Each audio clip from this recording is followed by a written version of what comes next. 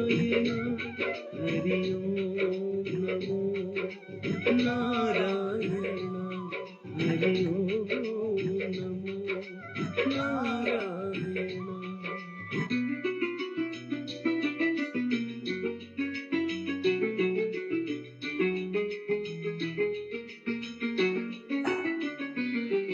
श्रीमन्नारायण नारायण हरि हरि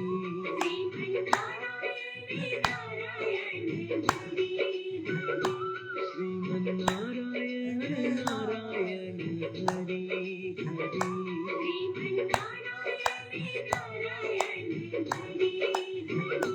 तेरी लीला अद्भुत है न्यारी न्यारी हरि हरि।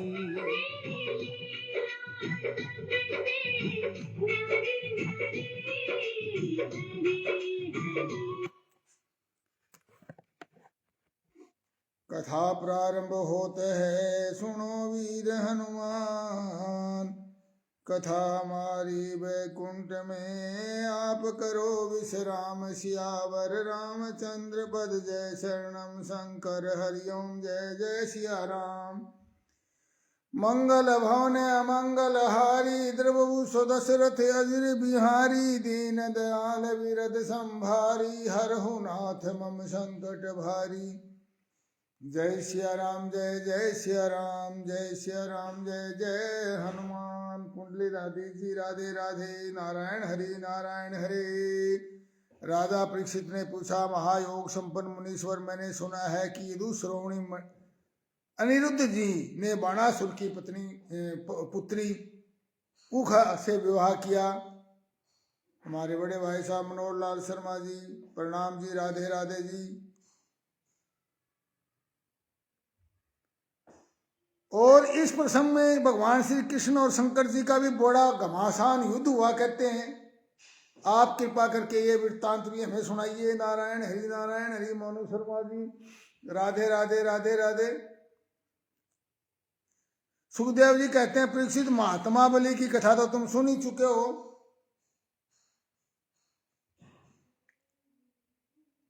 उन्होंने वामन रूपधारी भगवान को सारी पृथ्वी और त्रिलोकी का दान कर दिया था। उनके 100 लड़के थे, जिसमें से सबसे बड़ा था बाणासुर। वो सदाशिव की भक्ति में रहता था, उसका समाज में बड़ा आदर था। वह बात का धनी था और उन दिनों वह परम रमणीय सोनितपुर राज्य में राज्य करता था। नारायण हरि। भगवान शंकर की कृपा से इंद्र आदि देवता नौकर चाकर की तरह उनकी सेवा करते थे। उसकी 1000 भुजाएं थी। एक दिन जब भगवान शंकर तांडव नृत्य कर रहे थे, बाणासुर की 1000 भुजाएं थी, तांडव नृत्य कर रहे थे, तब उसने अपने 1000 हाथों से अनेकों प्रकार के बाजे बजा करके उन्हें प्रसन्न कर दिया। नारायण हरि। भोले भंडारी तो प्रसन्न जल्दी होते हैं। और उन्होंने बाणासुर से कहा, तुम्हारी जो इच्छा हो मुझसे मांग लो। बाणासुर ने कहा, भगवान आप मेरे नगर की रक्षा करते हुए यही रहा करें। नारायण हरि। एक दिन बलपूर्वक उसके घमंड में बाणासुर ने अपने समीप स्थित भगवान शंकर के चरण कमलों को सूर्य के समान चमकीले मुकुट से छूकर प्रणाम किया कि ये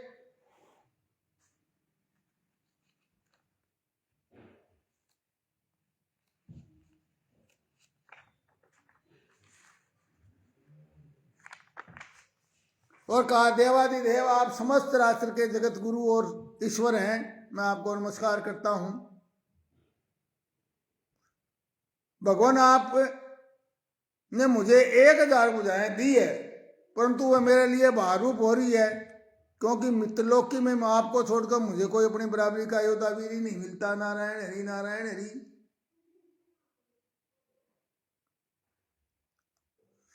अब मेरे बाहों में लड़ने के लिए इतनी खुजलाहट हो चुकी है, खास चल पड़ी कि मैं दिग्गजों की ओर चल पड़ा।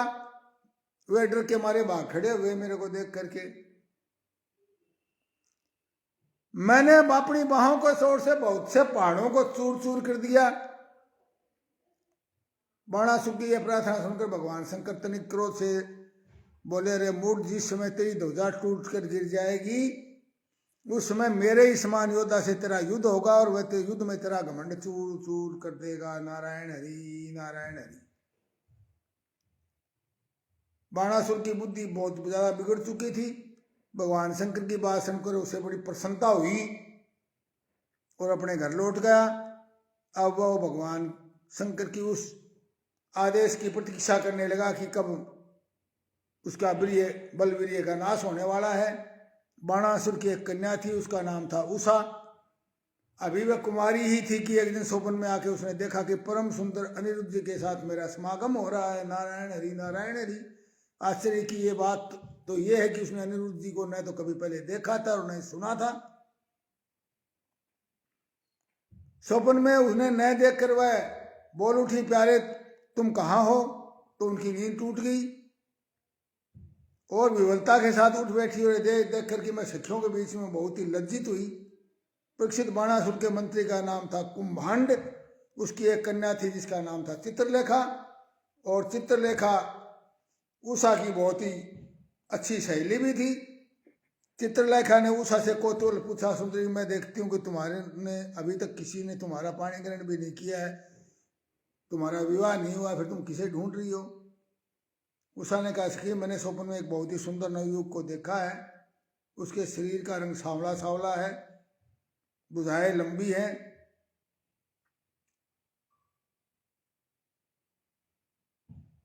न जाने वो मुझे अघा कर कहाँ चला गया। मैं तरसती रह गई, मैं उस अपने प्राण वल्लभ को ढूंढ रही हूँ। नारायण हरि नारायण हरि। चित्रलेखा ने सखी कहा, सखी यदि तुम्हारा चित्त चोर त्रिलोकी में कहीं होगा तो तुम मुझे पहचान लोगी। मैं तुम्हारी वीर्य व्यथा अवश्य शांत कर देती हूँ, मैं चित्र बनाती हूँ। चित्रलेखा चित्र बनाने में बड़ी माहिर थी। तुम अपने चित्त चोर प्राण वल्लभ को पहचान कर बतला दो और फिर चाहे कहीं भी होगा मैं तुम्हारे पास उसको ले आऊंगी। ये भी मेरे पास विद्या है। चित्रलेखा ने बात बात में बहुत ही गंधर्व सिद्ध चारण पन्नग दैत्य विद्याधर यक्ष मनुष्य के चित्र बना दिए। वसुदेव जी के पिता सूरसेन, सोम वसुदेव जी, बलराम जी, भगवान श्री कृष्ण आदि के चित्र बनाए। प्रद्युम्न का चित्र देखते ही उषा लज्जित हो गई। परीक्षित जब उसने अनिरुद्ध का चित्र देखा तो वह लज्जा के मारे उसका सिर नीचा हो गया। नारायण हरि नारायण हरि। बलदेव सोनवा पटवारी हमारे बड़े भाई साहब, राधे राधे जी। और कहा, यही है मेरा प्राण वल्लभ। परीक्षित चित्रलेखा योगिनी थी, वह जान गई कि ये भगवान श्री कृष्ण के पोते हैं, पौत्र हैं। वह आकाश मार्ग में रात्रि में भगवान श्री कृष्ण के द्वारा सूक्ष्म द्वारकापुरी जा पहुंची और योग सिद्धि के प्रभाव से उसे उठा करके सोनितपुर ले आई अनिरुद्ध को, और सखी उषा को इसके प्रियतम का दर्शन करा दिया। नारायण हरि नारायण हरि। अपने परम प्राण वल्लभ को पा करके उसके आनंद की सीमा नहीं रही और अनिरुद्ध के साथ वह महल में विहार करने लगी। नारायण हरि नारायण हरि। परीक्षित इसका अंतपुर इतना सुरक्षित था कि कोई पुरुष वहां जहां तक नहीं सकता था, और उषा का प्रेम दूना रात चौगुना बढ़ता जा रहा था।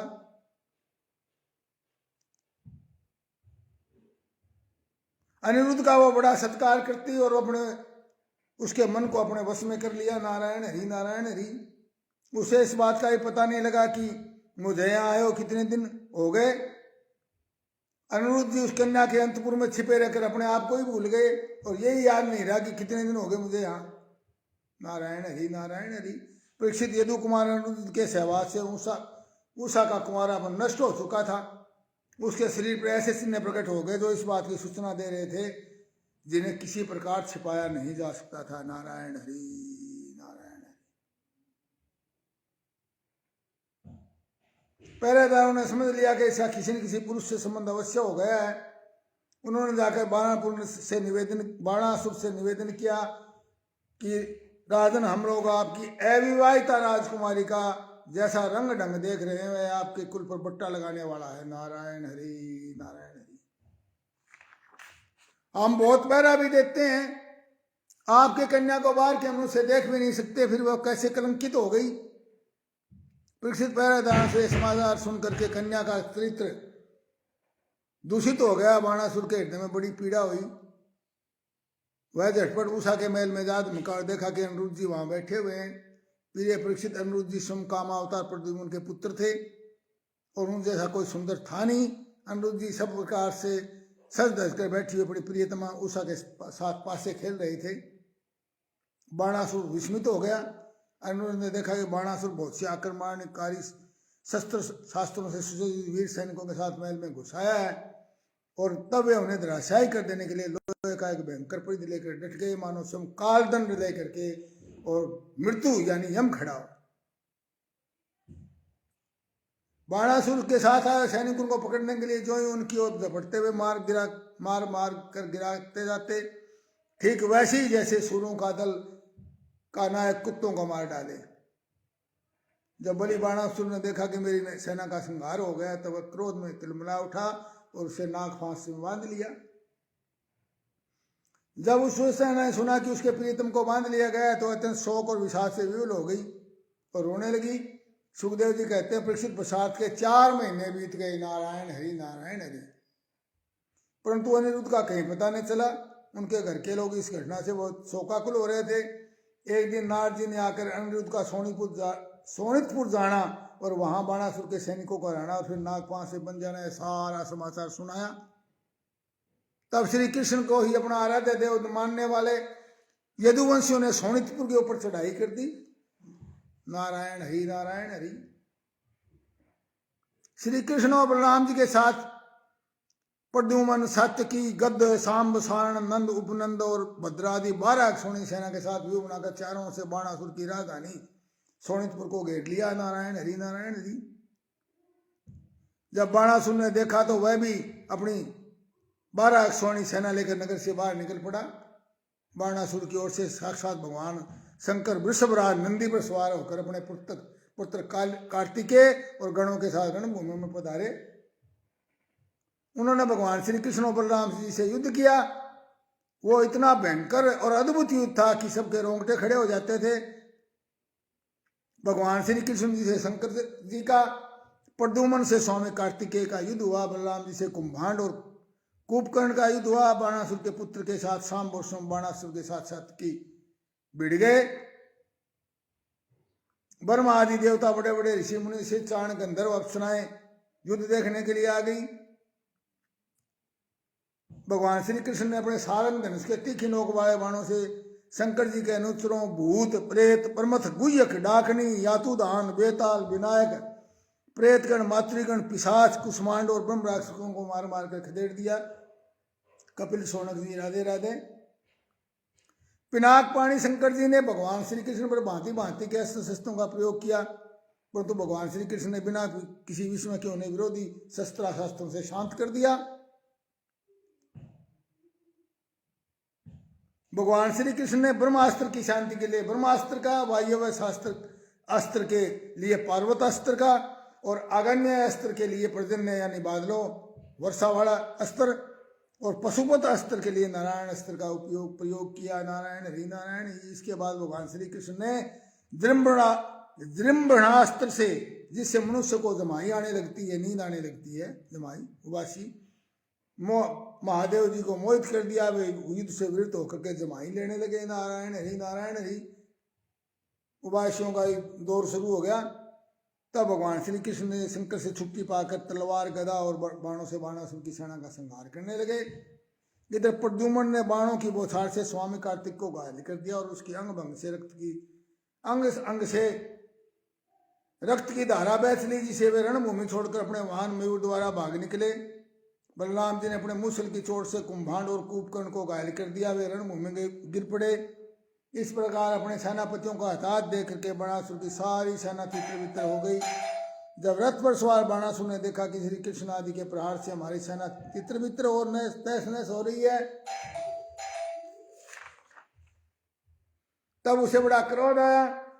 उसने चिढ़कर सात्यकी को छोड़ दिया और वह भगवान श्री कृष्ण पर आक्रमण करने के लिए दौड़ पड़ा। परीक्षित रणोन्मत्त बाणासुर ने अपने 1000 हाथों से एक ही साथ 500 धनुष खींचकर एक एक पर 2-2 बाण चढ़ाए, परंतु भगवान श्री कृष्ण ने एक ही साथ ही सारे धनुष काट डाले और उसके साथ ही रथ और घोड़ों को भी धराशायी कर दिया और शंख ध्वनि की, नारायण हरि नारायण हरि। कोटरा नाम की एक देवी बाणासुर की धर्म माता थी। वह उनके उपासक पुत्रों के प्राणों की रक्षा के लिए बाल बिखेकर नर्म धड़ंग होकर के जब भगवान श्री कृष्ण के सामने आकर खड़ी हो गई। भगवान श्री कृष्ण ने इसलिए कि कहीं उस पर दृष्टि न पड़ जाए अपना मुंह फेर लिया और दूसरी ओर देखने लगे।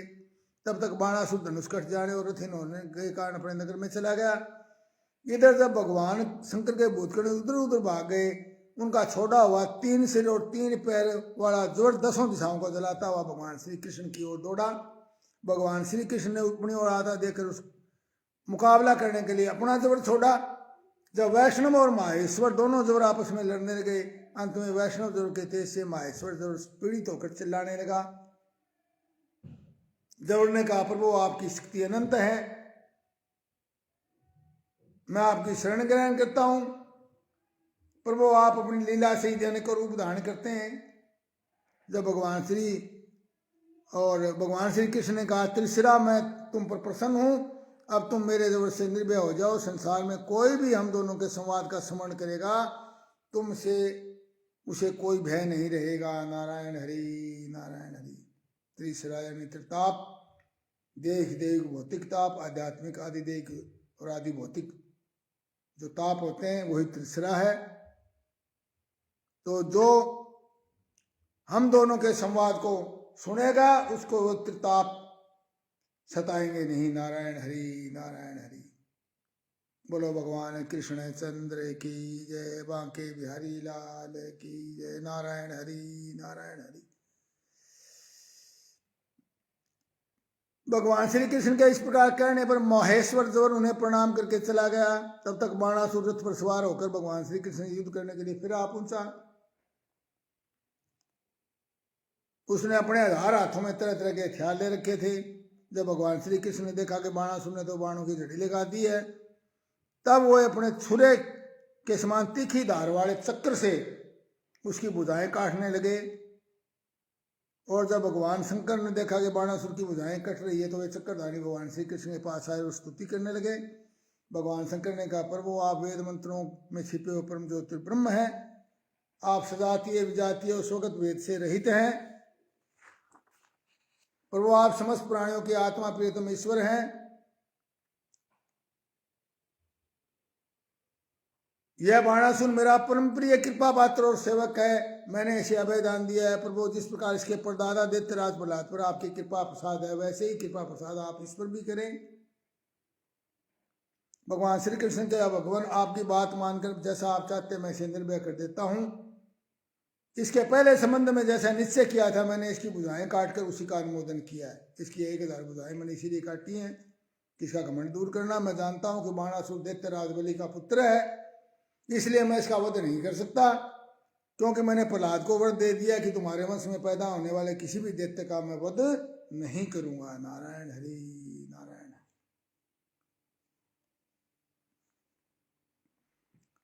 इसका घमंड दूर करने के लिए मैंने इसकी भुजाएं काट दी हैं, और इसकी सारी बड़ी सेना पृथ्वी के लिए भार हो रही थी, इसलिए मैंने उसका संहार कर दिया है।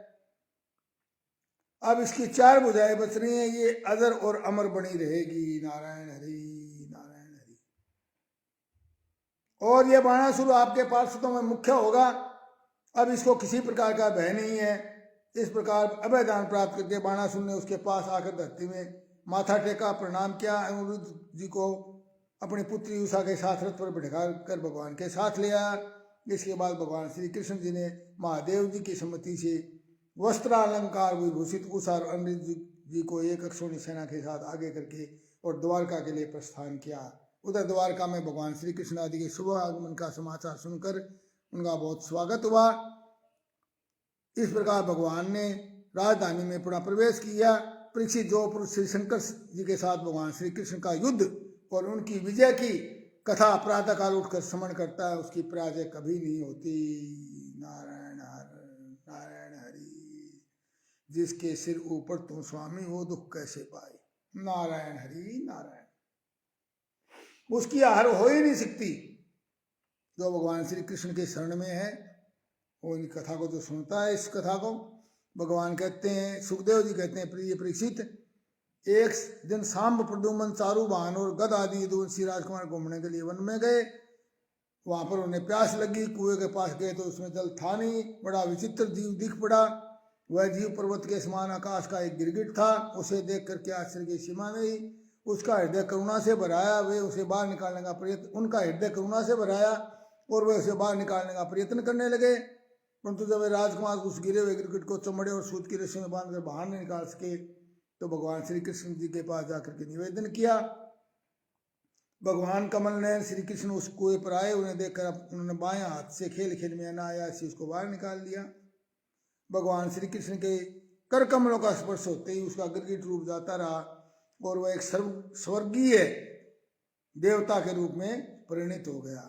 स्वर्गीय देवता, देवता कहाँ रहते हैं? स्वर्ग में ही रहते हैं। स्वर्गीय का मतलब वो मर के वो नहीं। इसका मतलब हम स्वर्गीय कहते हैं वो आदमी कहाँ जाता है?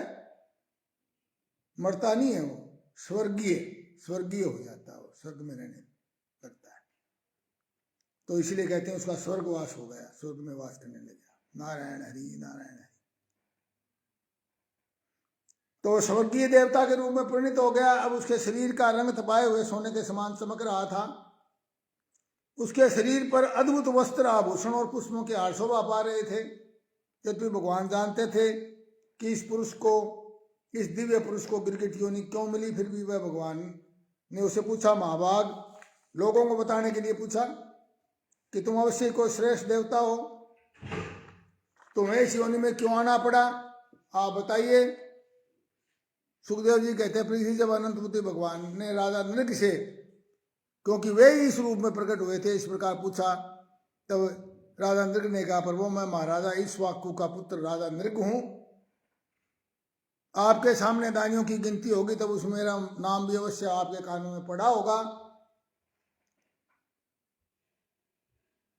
भगवान, पृथ्वी में जितने धूलकण है, आकाश में जितने तारे हैं और वर्षा में के जल में जितनी धाराएं गिरती है, मैंने उतनी गौवें दान की थी। वे सभी गौवें दुधार, नौजवान, सीधी, सुंदर, सुलक्षणा और कपिला थी। उन्हें मैंने न्याय के धन से प्राप्त किया था। उनके सबके साथ बछड़े थे और उनके सींगों में सोना मढ़ दिया गया था, खुरों में चांदी, और वस्त्र, हार और गहनों से उनको सजा दिया जाता था। इस प्रकार मैंने बहुत सी गौवें, पृथ्वी, सोना, घर, घोड़े, हाथी, दायस्यों, सिद्ध कन्याएं, तिलों के पर्वत, चांदी, सैया, वस्त्र, रत्न, गृह सामग्री और रथ आदि दान किए। एक दिन एक अप्रतिग्रही दान न लेने वाला तपस्वी ब्राह्मण की एक गाय बिछुड़कर मेरे गौवों में आ मिली। नारायण हरि नारायण हरि। मुझे इसकी बात का बिल्कुल पता नहीं चला, इसलिए मैंने अनजाने में उसे किसी दूसरे ब्राह्मण को दान कर दिया। जब उस गाय को ब्राह्मण ले चले, उस गाय के असली स्वामी ने कहा, ये गाय मेरी है। दान लेने वाले ब्राह्मण ने कहा, तो मेरी है, क्योंकि राजा नृग ने मुझे इसका दान किया है। दोनों ब्राह्मण आपस में झगड़ते हुए मेरी बात मेरे पास आए। एक ने कहा, गाय अभी भी आपने मुझे दी है। दूसरे ने कहा, ऐसी बात हो, तुमने मेरी गाय चुरा ली है। उन दोनों ब्राह्मणों की बात सुनकर मेरा चित्त भ्रमित हो गया।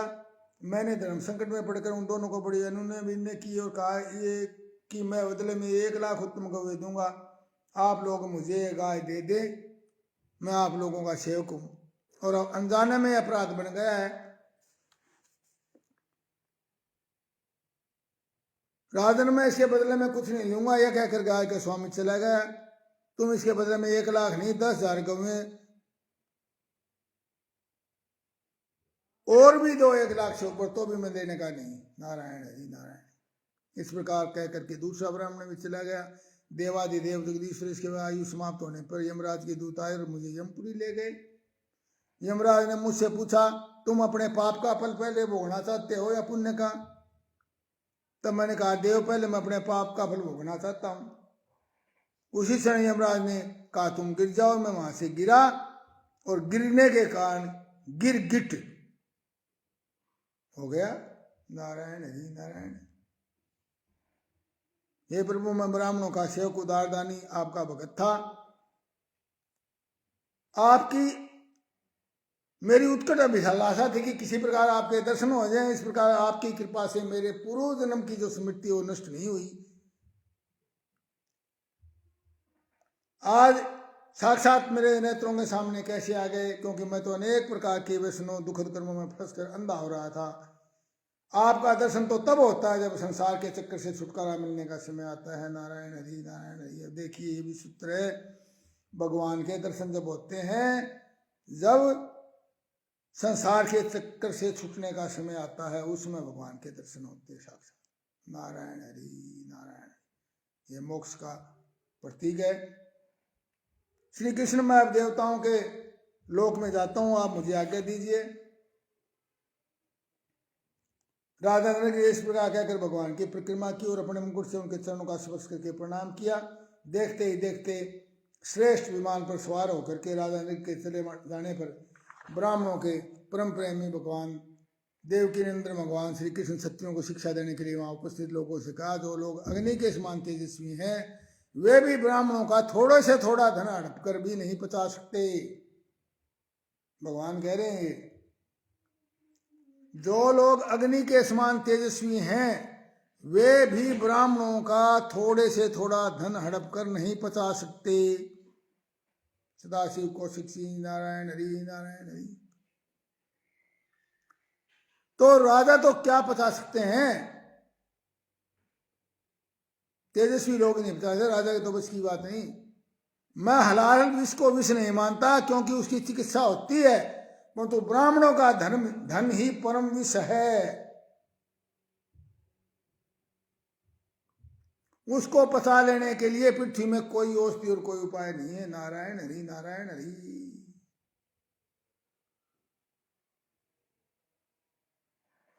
हलाल विष केवल खाने वाले का ही प्राण लेता है। आग भी जल के द्वारा बुझाई जा सकती है, परंतु ब्राह्मण के धन रूप अग्नि से जो आग पैदा होती है वो सारे कुल को समूल जला डालती है। नारायण हरि नारायण हरि नारायण हरि। श्रीमन नारायण हरि हरि।